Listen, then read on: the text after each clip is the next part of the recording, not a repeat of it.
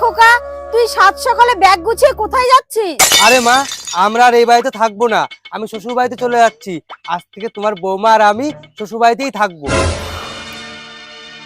এ কি কথা বলছিস খোকা? তুই ছোট্টবেলা থেকে পেটে ধরে মানুষ করেছি আমি, আর এখন তুই বিয়ে করে শ্বশুর বাড়ি থাকবে? শোনো মা, এক জায়গায় চলে যাচ্ছি, এখন কোনো নাটক করো না তো।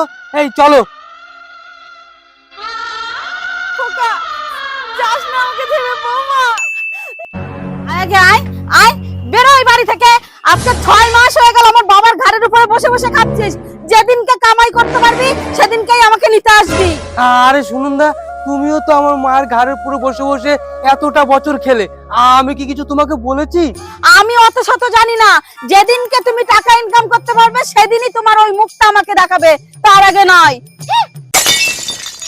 বন্ধুরা, এই দুনিয়ায় মা বাবার থেকে প্রিয় কেউ নাই। তাই সবার আগে মা বাবাকে ভালোবাসো, তারপর যতটা পারো রোজগার করো, টাকা ইনকাম করো। টাকা টাকা টাকা, টাকা ছাড়া এই দুনিয়ায় কিচ্ছু নেই।